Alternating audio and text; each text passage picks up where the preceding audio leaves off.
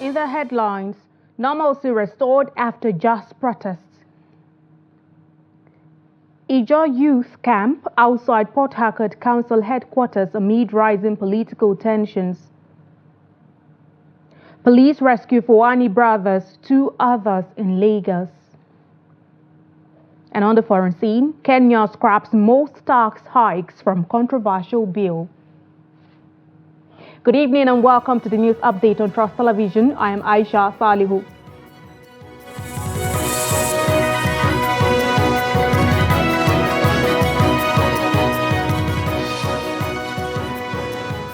Thank you for joining us, and now the news in detail.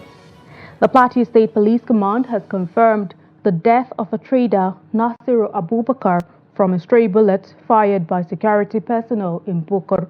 Abubakar was killed on Monday when the JMDB task force arrived Konkole Market to enforce the law prohibiting roadside trading, a situation that led to disruption of peace in the area. In a statement on Tuesday, the spokesperson of the State Police Command, DSP Alfred Alabo, said the incident occurred when all efforts to disperse some criminal elements failed and one of the personnel fired a warning shot into the air in an attempt to scare them away, leading to the death of a trader. The Plateau Command says it has restored normalcy in the Jos Bukuru metropolis after a violent attack on officials of the Jos Metropolitan Development Board.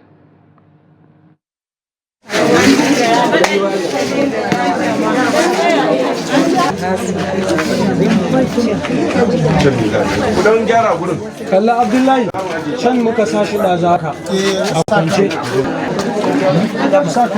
Sani, haka ra a sashi yanda muka sashi da wancan si can. More on security matters. Troops of Operation Safe Haven maintaining peace in Plateau and some parts of Bauchi and Kaduna states have been tasked to keep up the momentum for peace in the areas. The General Officer commanding 3 Division of the Nigerian Army and Commander of Operation Safe Haven, Major General Abdul Salami Abubakar, gave the task on Monday at the OPS 8's headquarters in Jos during this year's Eid al-Kabir celebration organized for troops of the operation. The troops were asked to intensify efforts to bring an end to the decades of ethno-religious conflict and other criminal activities in Plateau State. Your professionalism, courage, and determination to achieve our mandate is worthy of note and highly appreciated.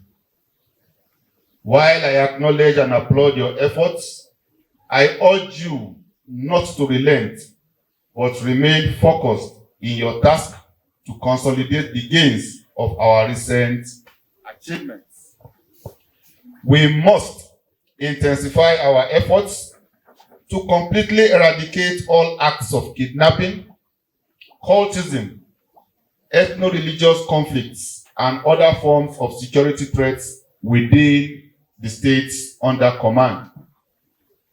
I want to reassure you that our service chiefs will continue to do all that is necessary to provide you with the requisite leadership, welfare, as well as logistics to motivate you for effective and successful conduct of operations. Also, the Chief of Army Staff, Lieutenant General Tarid Lagbaja, has assured that troops at the front line of the fight against insurgency in the northeast will be rewarded for their sacrifices towards national security. He gave the assurance during the Eid al-Kabir Salah luncheon with recuperating soldiers of Operation Hadin Kai and the commissioning of road and office projects at the Mai Malari cantonment.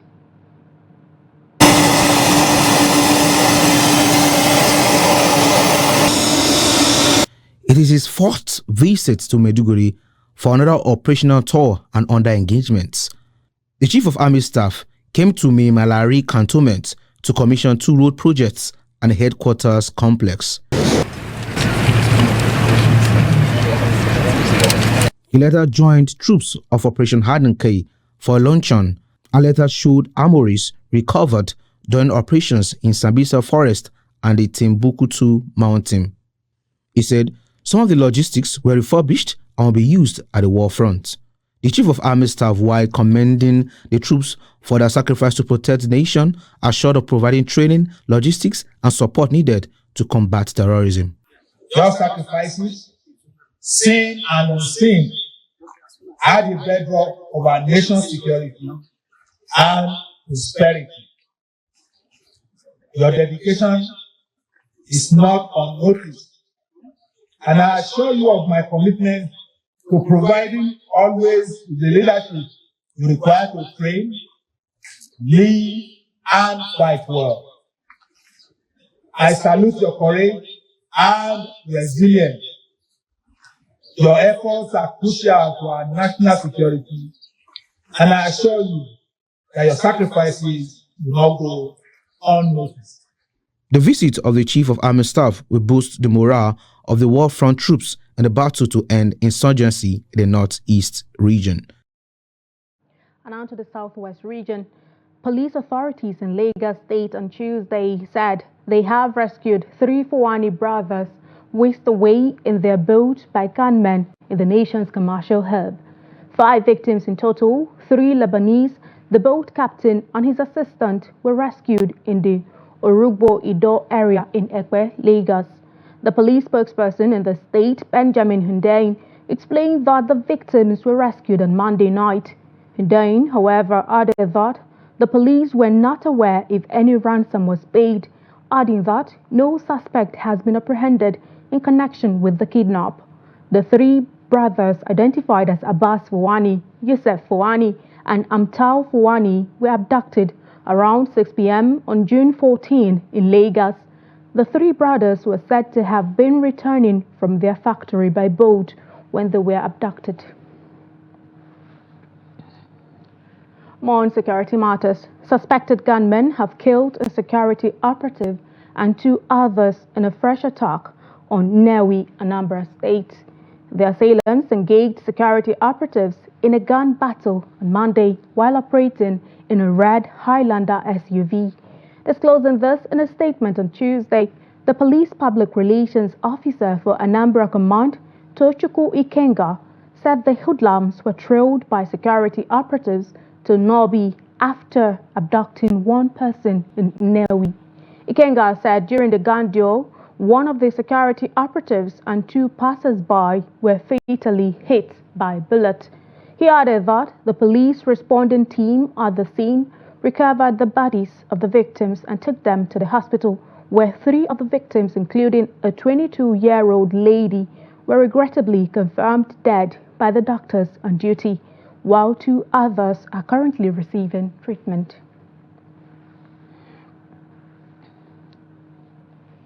And on to the southeast region. In a bid to hunt down attackers of police personnel and mitigate criminal elements in the state, the Imo State Police Command says it will rejig its parole strength across the 27 local government areas of the state. Trustee Ajibade Praise tells us more. As part of the rejigging effort, the command is deploying operational vehicles ranging from SUVs, space buses, armored personnel carriers to all divisional offices across the state. Commissioner Aboki said though the vehicles were formerly in a sorry state, but with the intervention of the governor, they have all been fixed and ready to serve. He maintained that with availability of the operational vehicles, they will launch out into the hinterlands and smoke out criminals from their hideouts. He said tactical units such as anti-kidnapping, tiger base, anti-cult, anti-vice, quick intervention team, among others doing well in the crime fight, will be empowered to do more. We are going to fight all the crime, criminal and criminality in Imo State, and crime will be reduced. Area communal being one, it will only be used for crime control, no any other. No, it should not be used for any other apart from patrol system. The governor, on his part, said he will continue to support the police and other security agencies in the state as part of his determined efforts to ensure the safety of lives and property of all law-abiding residents of the state. Go into the field for operations. It is my hope that it will support and assist in that determined effort to remove crime from the society. I don't know, but I think it was very, very close to $500 million facing all this. Yeah, it is a professional issue. And it's not about convention anymore, it is determination that we want to fight crime. A security expert, Frank Omere, who is equally involved in the homeland security activities, commended the governor's intervention and clamored for a collective fight against insecurity in the state. If you must fight the people on this underworld, you must release equipment. And I want to personally tell you in Imo State that the executive governor of Imo State, Senator Hope Uzodinma, have really empowered the police. The fight against armed separatists in the state has continued to keep the police on their toes as both government officials and security personnel are being targeted. The CP expressed optimism that they will win the fight against men of the underworld, given the current support from the people and government of the state. Ajibade Praise, Trust TV News, Owerri. To the South-South region, youths of Ijaw extraction on Tuesday camped outside the entrance to the council headquarters of Port Harcourt local government area in Rivers State. The youth, who were seated around multiple canopies, were seen chanting solidarity songs, dancing and waving the Ijaw Youth Congress flags. Placards at the canopies boldly displayed solidarity messages for Governor Siminalayi Fubara of Rivers State. There is heavy security presence in the area as armed policemen are also on the ground monitoring the situation. The chairman of the Eastern Zone of the Ijaw Youth Council said he and his members are out to show solidarity with the governor, adding that no chairman will be allowed to stay beyond their tenures.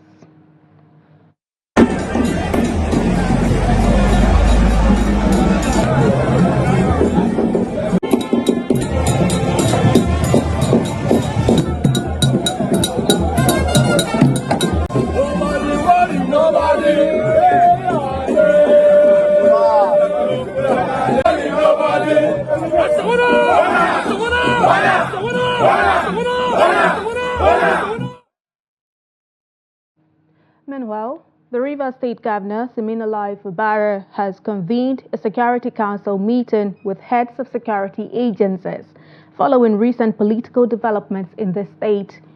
The meeting was held behind closed doors at the Government House in Port Harcourt on Tuesday. After the meeting, Governor Fubara told the press that discussions with the security heads centered on strategies to contain the invasion of local government secretariats. He cautioned the immediate past council chairman against harboring false hopes of returning to their positions. Governor Fubara, however, raised an alarm over an alleged plan by his opponents to arrest some of his supporters. He pledged to personally protect them, saying anyone attempting such arrests would have to confront him first. This is the news update coming to you live from Trust Television. Still ahead. Group advocates for premarital genotype test to save lives. More news when we return. Do stay. Welcome back and thank you so much for staying. Let's take a look at some of our top stories. Normalcy restored after just protest. Ijaw youth camp outside Port Harcourt Council headquarters. Moving on to more stories and now to health matters. Nigeria has over 40 million carriers of sickle cell gene, with an estimated 150,000 babies born every year with the condition, with at least 100,000 babies dying before their 5th birthday. With the rise in the record of death of babies and adults, the significance of premarital genotype epinasia has been identified as captured in this report by Trust TV's Amarachi Amoshi. Sickle cell diseases is a struggle that many Nigerians have endured for years, as highlighted by the reports from the Sickle Cell Disorder Registry, Nigeria. The high birth and death rates associated with sickle cell diseases in Nigeria are a significant cause for concern. This disease not only brings numerous crises for patients, but also often leads to the breakdown of families with sickle cell sufferers. In light of this, many Nigerians are advocating for a broader perspective when choosing a life partner, suggesting that consideration should extend beyond love and tradition to include the potential impact on future generations. My advice for people is that before you get married, no matter how the way you love that person, make sure you go for your genotype, for your test. Residents of the FCT emphasized how sickle cell diseases can be mitigated and what the government can do to assist in this effort. Yeah, I think just like every other diseases out there, it's better we start with awareness. Let me put it that way.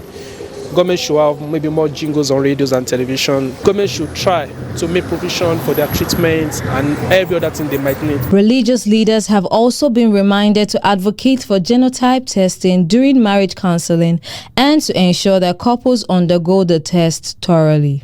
In terms of religion, the pastors during marriage counseling, that's what they used to call it. They're supposed to educate them before getting married, and if possible, check whether they have already done the test. Amid this economic crisis and financial stability in Nigeria, an FCT resident suggests that the government improve treatment for financial disadvantaged individuals living with sickle cell diseases. The way out is just our government should just help us, and if it is by deducting money from their account, maybe someone that is standing for the person, maybe deducting the money in their account every month, maybe by month end. Speaking to a lab scientist, he described the sickle cell disease genotype as one of the biggest causes of family breakdowns in Nigeria, noting that it also consumes significant financial resources. We've seen several cases whereby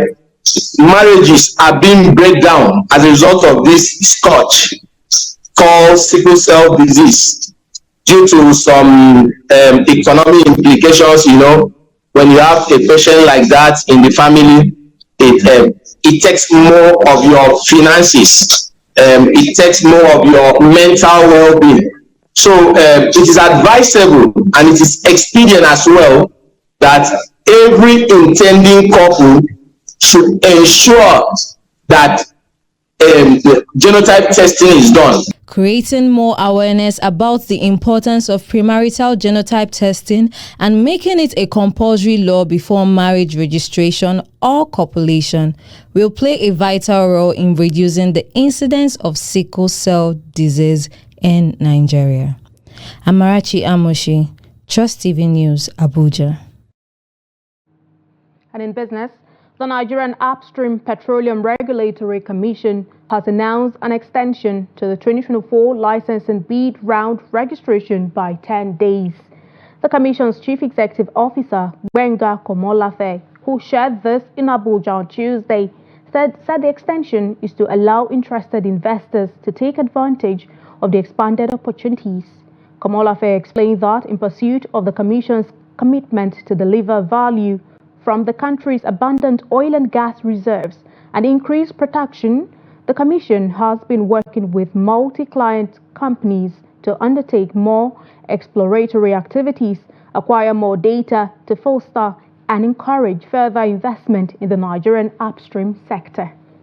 He added that as a result of additionally acquired data concerning deep offshore blocks, the Commission has added 17 deep offshore blocks to the 2024 licensing round. President Bola Tinubu on Tuesday departed Lagos for Pretoria to attend the inauguration of re-elected South Africa's President Cyril Ramaphosa. The president will return to Nigeria after the ceremony. Lagos State Governor Babajide Sanwo-Olu and other dignitaries saw Tinubu off at the Murtala Mohammed International Airport, Ikeja. Tinubu, who arrived in Lagos on Friday for the Eid al-Kabir festivities, called on Nigerians to make sacrifices that would make the nation great.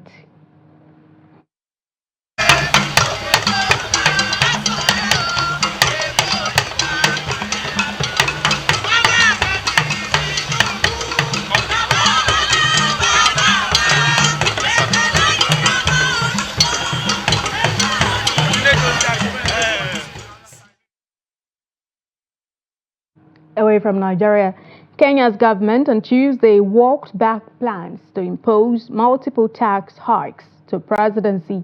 The presidency said, announcing amendments to a controversial bill that sparked angry protests. Hundreds of mostly young demonstrators assembled near Parliament on Tuesday, with police firing tear gas and making arrests. Hours later, the presidency announced that it would scrap many of the bill's most contentious provisions, including taxes on bread and car ownership. The new taxes contained in the finance bill were expected to help the cash-strapped administration generate some 346.7 billion shillings, an equivalent of $2.7 billion, to boost revenue and cut government borrowing. In addition to the proposed motor vehicle tax, the amendments will also do away with increased taxes on financial and mobile services. Parliament must pass the final version of the bill before June 30.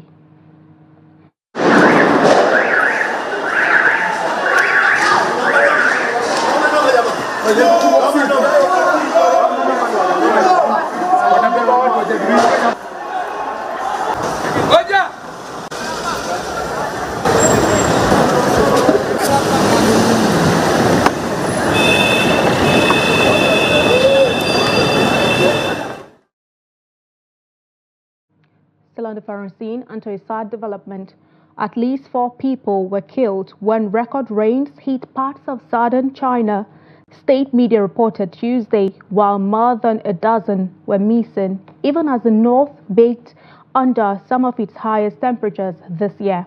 Downpours exceeding historical daily maximums in some areas of Fujian province caused the 4 deaths, state news agency Xinhua said, citing the flood control headquarters of Shanghai County. More than 66,000 people in the county have been affected by the extreme weather, Xinhua said, adding that communications and electricity infrastructure have not been fully restored. It said that investigations into the situations of affected people were underway. In nearby Meizhou, Guangdong province, landslides on Monday killed 5 people, left 15 missing, and another 13 were trapped by early morning, state broadcaster CCTV reported Tuesday. CCTV footage showed upturned cars and damaged buildings near Meizhou, with residents in rubber boots picking through muddy, debris-laden streets to salvage their belongings.